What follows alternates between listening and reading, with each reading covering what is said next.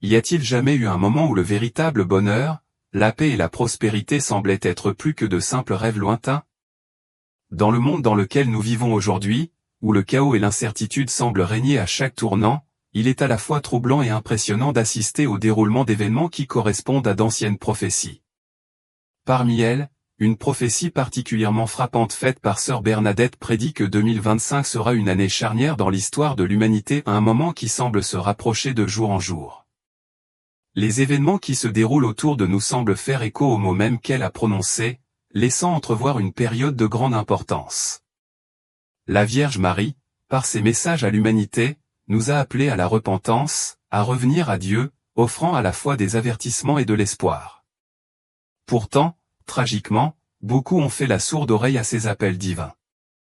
Alors que nous nous trouvons à la croisée des chemins d'un monde fracturé, la question se pose inévitablement, sommes-nous prêts à faire face à la réalité selon laquelle le moment est venu?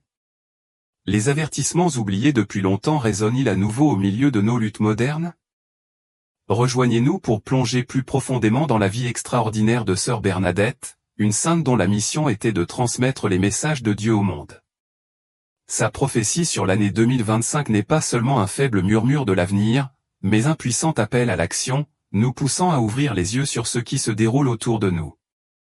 Restez à l'écoute pendant que nous explorons sa vie et son message, et n'oubliez pas d'aimer, de partager et de suivre notre chaîne pour aider à diffuser ce message divin à ceux qui ont besoin d'espoir et de conseils. Née le 7 janvier 1844, dans la petite ville de Lourdes, en France, Bernadette Soubirous semblait destinée à une vie ordinaire, marquée par les difficultés, la pauvreté et les luttes. Aînée de 9 enfants, elle a grandi dans une famille en proie à une maladie constante et à des difficultés financières. Son enfance a été une enfance de survie, où la lutte quotidienne pour joindre les deux bouts laissait peu de place au rêve d'un avenir meilleur. L'éducation était un luxe qu'elle ne pouvait pas se permettre, et sa vie semblait vouée à l'obscurité, loin des projecteurs du monde. En tant que jeune fille, Bernadette passait une grande partie de son temps à garder des moutons, travaillant dur pour aider sa famille à survivre. Sa vie semblait destinée à suivre un chemin tranquille et difficile, comme tant d'autres qui vivaient dans des circonstances similaires. Mais, comme le destin l'a voulu, Dieu l'a choisi pour quelque chose de bien plus grand. Le 11 février 1858, à seulement 14 ans, la vie de Bernadette a pris un tournant dramatique. Alors qu'elle ramassait du bois de chauffage près de la grotte de Massabielle, elle a vécu quelque chose qui allait changer sa vie et le monde pour toujours. À cet instant, elle a eu une vision, une belle dame, baignée d'une lumière rayonnante et vêtue de blanc. Cette figure mystérieuse, bien que non reconnue par Bernadette à l'époque, allait bientôt se révéler être la Vierge Marie. Cette vision n'était que le début d'une série de 18 rencontres, toutes plus profondes les unes que les autres, qui allaient finalement transformer Bernadette, d'une bergère inconnue, en un réceptacle d'un message divin. Imaginez la stupéfaction d'une jeune fille simple et sans instruction, soudainement choisie pour témoigner du sacré, pour se faire passer pour la messagère de la volonté de Dieu. Cet humble enfant, qui avait vécu sa vie dans l'obscurité, était désormais appelé à transmettre un message qui allait changer le cours de l'histoire. Bien que Bernadette ne comprenne pas bien les implications théologiques de ce qu'elle vit, il est clair que la Vierge Marie a un message à transmettre, un message de repentance, de foi et de prière pour les pécheurs. Il ne s'agit pas de concepts abstraits, mais d'appels urgents à l'action dans un monde consumé par le péché et la souffrance. Ce message reste tout aussi pertinent aujourd'hui qu'au XIXe siècle. Pourtant, comment peut-on croire le témoignage d'une pauvre bergère illettrée? Les autorités n'hésitent pas à la rejeter et l'Église elle-même hésite à reconnaître les apparitions sans preuve irréfutable. Bernadette subit les interrogatoires incessants de la police, qui tente de la forcer à se rétracter, et fait face au scepticisme de nombreuses personnes qu'elle cherche à aider. Malgré les moqueries et les doutes, la sincérité et l'humilité de Bernadette commencent à transparaître, lui valut le respect de son entourage. À mesure que sa foi devient plus évidente, quelque chose d'extraordinaire commence à se produire.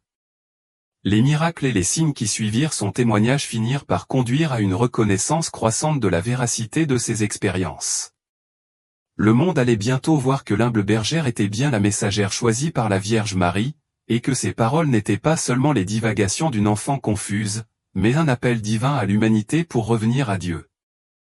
Cela ne pouvait être ignoré. Au cours d'une de ses visions, la Vierge Marie ordonna à Bernadette de creuser la terre de la grotte. Déroutée, Bernadette obéit, et de ce simple acte, une source d'eau jaillit, un événement qui allait changer le monde. Les eaux de Lourdes devinrent bientôt connues pour leurs propriétés curatives miraculeuses. Des gens du monde entier vinrent chercher des guérisons physiques et spirituelles, et beaucoup rapportèrent des guérisons miraculeuses. Le premier miracle largement rapporté eut lieu lorsqu'une femme nommée Catherine Latapie, qui était paralysée de la main, fut instantanément guérie après avoir immergé sa main dans les eaux. La nouvelle des miracles se répandit rapidement, et Lourdes devint un lieu de pèlerinage pour les malades et les fidèles. Au fil des ans, l'Église catholique a enquêté rigoureusement sur ces guérisons signalées, reconnaissant officiellement 70 cas qui défient toute explication médicale. Ces miracles, irréfutables par leur nature, ont confirmé l'authenticité des visions de Bernadette et élevé Lourdes au rang des lieux de pèlerinage les plus importants au monde. En 1862, 4 ans seulement après les apparitions, l'Église a officiellement déclaré que les événements de Lourdes étaient authentiques. Des pèlerins ont commencé à affluer sur le site du monde entier, en quête de guérison pour le corps et l'âme. Malgré sa nouvelle renommée, Bernadette est restée remarquablement humble. Elle n'a jamais recherché la reconnaissance ou la célébrité pour elle-même. Après la fin des apparitions, elle est entrée chez les Sœurs de la Charité à Nevers, en France, où elle a consacré sa vie au service des malades. Cependant, sa vie a été marquée par d'énormes souffrances. Elle a lutté contre la tuberculose pendant une grande partie de sa vie, endurant de grandes douleurs physiques. Pourtant, malgré tout cela, sa foi est restée inébranlable. Bernadette est décédée le 16 avril 1879, à l'âge de 35 ans seulement, laissant derrière elle un héritage de foi profonde, d'humilité et de grâce divine.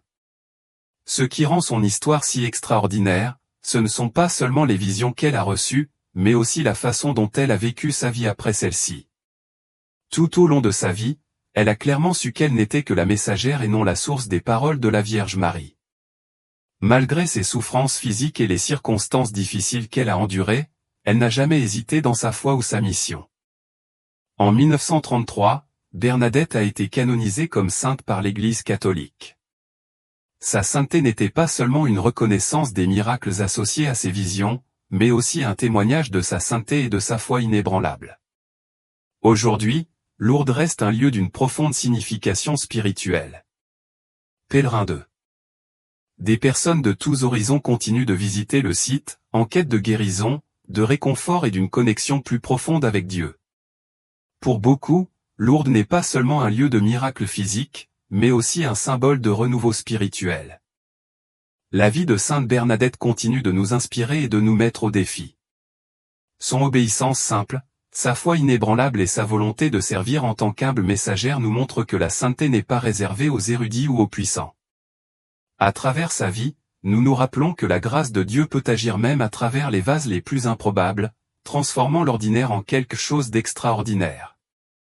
L'histoire de Bernadette nous appelle à réfléchir sur nos propres vies, nous poussant à tenir compte des messages de repentance, de foi et de prière pour les pécheurs, tout comme elle l'a fait il y a plus d'un siècle.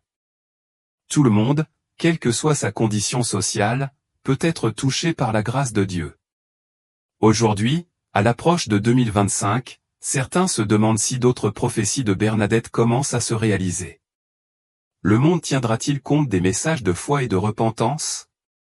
Allons-nous écouter l'appel de la Vierge Marie avant qu'il ne soit trop tard? Alors que nous nous trouvons au bord de ce qui pourrait être une période charnière de l'histoire, l'héritage de Bernadette est plus pertinent que jamais. La foi inébranlable et l'humilité de Bernadette ont fait d'elle un symbole de simplicité, montrant que même la personne la plus ordinaire peut être un vecteur du message de Dieu. Son influence s'étend bien au-delà des limites du catholicisme, touchant le cœur de tous ceux qui croient au miracle, au pouvoir de la prière et à l'espoir que la foi apporte. Aujourd'hui, des millions de personnes continuent de se rendre à Lourdes, en quête de guérison physique et spirituelle, inspirées par les visions de Bernadette et les miracles qui lui sont attribués. Cependant, l'héritage de Bernadette va au-delà des eaux miraculeuses de Lourdes. Dans ces dernières années, elle a partagé des prophéties plus profondes et plus mystérieuses qui semblent de plus en plus pertinentes pour les défis auxquels le monde est confronté aujourd'hui. Elle a parlé d'une période de grandes épreuves et de tribulations, mais aussi de grâce. Il y aura un grand réveil, aurait-elle déclaré.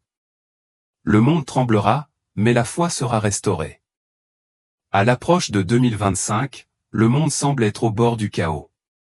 La montée du populisme, la méfiance généralisée envers les institutions et les tensions croissantes entre les puissances mondiales font écho aux visions de Bernadette d'un monde en crise. Pourtant, les prophéties de Bernadette ne concernaient pas uniquement la destruction et le désespoir. Derrière ces avertissements se cachait également un profond message d'espoir ou une vision de grâce et de renouveau. Dans ces visions, Bernadette prévoyait un monde confronté à de grandes épreuves, mais elle voyait aussi quelque chose d'extraordinaire, une époque où les gens se tourneraient vers la prière comme jamais auparavant. Au milieu des ténèbres, elle croyait que la foi brillerait plus que jamais, ravivée dans le cœur des gens qui l'avaient abandonnée depuis longtemps. La flamme de la foi, selon Bernadette, se rallumerait même dans les endroits les plus inattendus, attirant des foules à la recherche de réconfort et de conseils dans leur vie spirituelle. L'un des éléments les plus mystérieux de ces prophéties pour 2025 est sa mention d'un « enfant élu ». Bernadette a parlé d'un personnage qui sortirait de l'obscurité, une personne dotée d'un pouvoir spirituel, envoyée pour aider l'humanité à traverser les temps sombres à venir. Elle a prédit que cet individu viendrait d'un milieu inattendu ou quelqu'un d'apparemment ordinaire, mais destiné à devenir un symbole d'espoir. Serait-ce un chef religieux, ou peut-être une personnalité politique ? Beaucoup pensent que 2025 révélera cet élu, un signe de la miséricorde de Dieu au milieu des troubles. Les événements de ces dernières années, comme la pandémie de Covid-19, la montée des inégalités économiques et les divisions politiques, semblent s'aligner de manière troublante sur les visions de Bernadette. Les chefs religieux, les mystiques et les croyants fidèles considèrent de plus en plus 2025 comme une année décisive. Serait-ce le début du grand réveil que Bernadette avait prévu, ou nous approchons-nous d'une aggravation de la situation de l'humanité? Les luttes collectives. Alors que les inondations, les incendies de forêt et les troubles mondiaux s'intensifient, les prophéties de Bernadette suscitent un intérêt renouvelé. Les crises environnementales qu'elle décrit ou les rivières qui débordent et le ciel en feu semblent se manifester aujourd'hui. Ces prédictions ont suscité un sentiment d'urgence chez les croyants, déclenchant un mouvement vers le renouveau spirituel et la repentance. Mais Bernadette ne nous a pas laissés sans espoir. Ces visions annonçaient une renaissance spirituelle, une époque où les gens redécouvriraient les valeurs de la compassion, de la repentance et de la foi. Si les épreuves à venir sont indéniables, le message de Bernadette est clair, l'humanité a encore la possibilité de se tourner vers Dieu, d'embrasser l'unité et de changer le cours de son avenir. Alors que nous sommes confrontés à des défis sans précédent, sa vision offre non seulement un avertissement mais aussi la promesse d'une rédemption et d'une transformation. Alors que le monde est confronté à des défis croissants, les visions de Bernadette semblent trouver un écho d'une pertinence sans précédent. L'un des problèmes les plus critiques aujourd'hui est le changement climatique, et les prophéties de Bernadette sur les catastrophes naturelles, les inondations et les cieux en flammes ressemblent de façon frappante aux crises environnementales de 2024. Alors que le réchauffement climatique approche d'un point critique, nombreux sont ceux qui se demandent si Bernadette avait prévu ces bouleversements environnementaux. Au-delà des dommages physiques, on assiste à un éveil spirituel croissant, les gens développant un lien plus profond avec la nature et un désir de la protéger. Ce changement reflète la prophétie de Bernadette pour 2025, qui prédit une année de grands défis mais aussi de grâce. La prophétie aborde également l'instabilité mondiale. Bernadette met en garde contre les nations qui se battent les unes contre les autres, non pas avec des armes, mais avec des mots de haine et de division. Cela reflète étrangement le climat politique actuel. Les tensions entre les grandes puissances, comme les États-Unis, la Chine et la Russie, se sont intensifiées, créant un paysage instable. Au sein des nations, la polarisation politique, amplifiée par les médias sociaux et la désinformation, fracture les sociétés. Cela correspond à la vision de Bernadette de nations divisées par la haine. Au milieu de ces crises, l'intérêt spirituel a augmenté, les gens se tournant vers la foi et la réflexion en quête de sens. La prophétie de Bernadette sur un monde qui revient à Dieu semble se réaliser en cette période d'incertitude. Ces prédictions offrent l'espoir que, malgré les défis, l'humanité puisse trouver l'unité, la justice et le renouveau spirituel. À l'approche de 2025, les prophéties de Bernadette suscitent un regain d'intérêt et de débat parmi les croyants religieux, les sceptiques et la communauté scientifique. Ces visions, qui ont autrefois captivé la France du XIXe siècle, ont pris une nouvelle pertinence dans un monde confronté à la crise climatique, aux troubles politiques et à la fragmentation spirituelle. Le conflit entre la foi et la science s'intensifie alors que les deux parties se débattent avec le sens des paroles de Bernadette. Parmi les fidèles dévots, Bernadette est vénérée comme une messagère choisie. Ses visions de la Vierge Marie et les guérisons miraculeuses de Lourdes continuent d'inspirer des millions de pèlerins. Les chefs religieux la voient comme une lumière qui les guide. Ces prophéties concordent avec les avertissements des saints de toute l'histoire. Pour eux, ces messages concernant 2025 ne sont pas une simple coïncidence, ils constituent un appel urgent à l'action, un rappel divin pour revenir à la foi et au repentir face aux défis à venir. Les bouleversements environnementaux et sociaux, de nombreux croyants interprètent ces prophéties comme une feuille de route pour survivre aux défis à venir. Prenons l'exemple de la pandémie de 2020, qui a mis le monde à genoux. Pour de nombreuses personnalités religieuses, cette crise mondiale a été un précurseur des épreuves prédites par Bernadette. Des bouleversements sociétaux qui ébranleraient l'humanité, mais ouvriraient aussi la porte à un renouveau spirituel. Le cardinal Joseph Zen, par exemple, a ouvertement évoqué la manière dont la pandémie pourrait être la première d'une longue série d'épreuves qui nous attendent jusqu'en 2025, exhortant les catholiques à tenir compte des avertissements de saints comme Bernadette et à se réengager dans leur foi. D'un autre côté, les sceptiques et les scientifiques abordent les prédictions de Bernadette avec prudence, voire avec une incrédulité totale. Ils soutiennent que ces visions sont trop vagues, remplies d'un langage symbolique qui peut être adapté pour correspondre à presque n'importe quel événement mondial.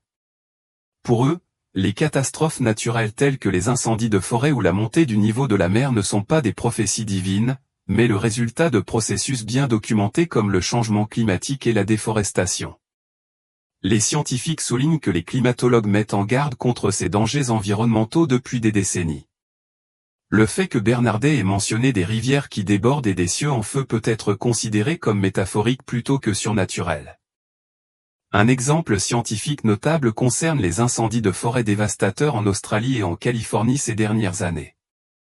Alors que les incendies ravageaient des milliers d'hectares, de nombreux fidèles y ont vu une confirmation des prophéties de Bernadette, estimant que ces catastrophes étaient une punition ou un avertissement.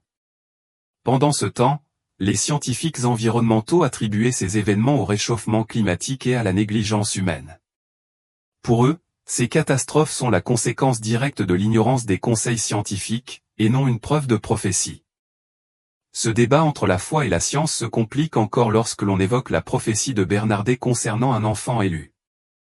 Dans l'une de ses visions ultérieures, Bernadette a mentionné un personnage qui sortirait de l'obscurité pour guider l'humanité dans ses heures les plus sombres.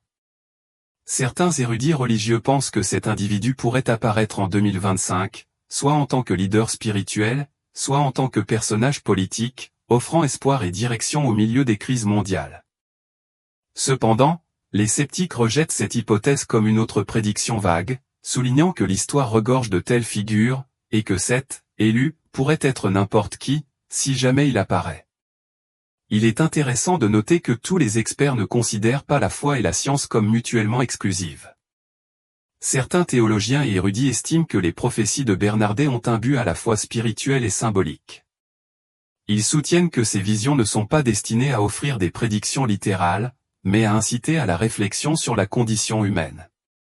De ce point de vue, les avertissements de Bernadette concernant 2025 peuvent être considérés comme un signal d'alarme spirituel, exhortant l'humanité à faire face à sa décadence morale et à sa négligence environnementale.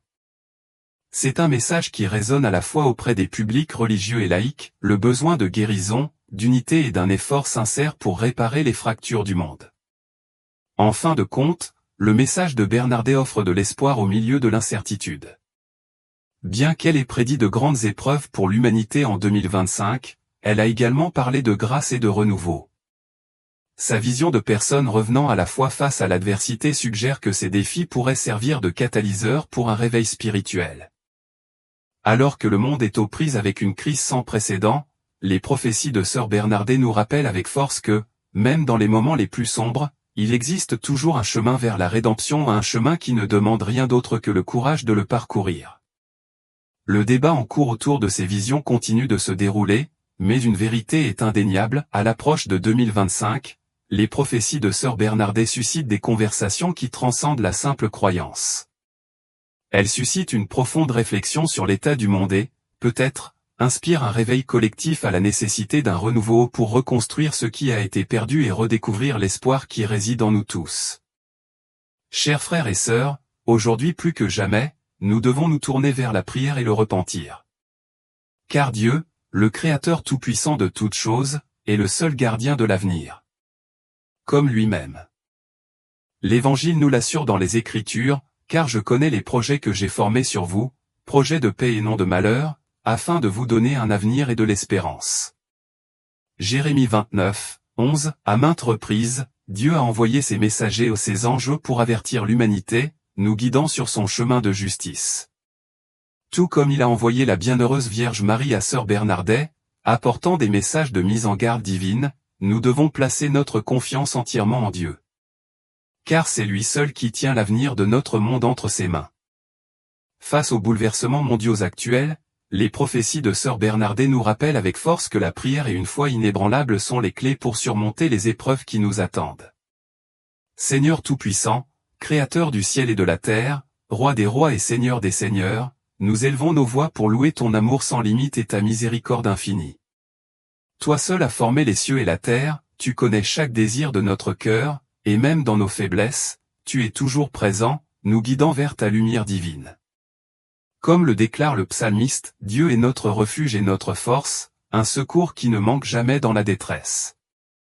Psaume 46, 1, en toi, Seigneur, nous trouvons notre sanctuaire, notre force dans les moments de péril. Le cœur humble, nous élevons nos prières vers toi, ô Seigneur. Remplis nos âmes de la puissance de ton Saint-Esprit, afin que nous puissions vraiment comprendre la profondeur et le sens de la foi. Pardonne-nous les torts que nous avons commis, et par la grâce du repentir, ramène-nous dans ton étreinte. Nous reconnaissons que c'est seulement en toi que nous pouvons trouver la vraie paix au milieu des tempêtes qui nous assaillent. Nous demandons, Seigneur, tes bénédictions et ta protection pour ceux qui souffrent, pour que ton espoir atteigne les âmes troublées, et pour que ta main guérisseuse répare ce monde brisé.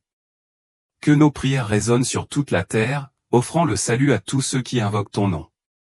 Nous avons confiance en ta sagesse divine et en ta grâce, sachant que toi seul es notre Rédempteur, Jésus-Christ. Guide-nous, Seigneur, en ces temps incertains. Que ta volonté soit faite, maintenant et toujours. Amen. Frères et sœurs en Christ, nous vous invitons à partager vos réflexions sur les prophéties de Sœur Bernardet et la façon dont elles résonnent dans votre propre cœur. Quels aspects de son histoire aimeriez-vous que nous explorions dans les prochaines vidéos? Ces messages suscitent-ils en vous la foi et la contemplation? N'oubliez pas d'aimer et de suivre notre chaîne. Ce faisant, vous nous aidez à diffuser le message de paix et de lumière de Dieu aux autres. Avec chaque vidéo, nous approfondissons non seulement notre propre foi, mais nous partageons également l'espoir avec le monde, guidant les âmes vers la lumière de Dieu.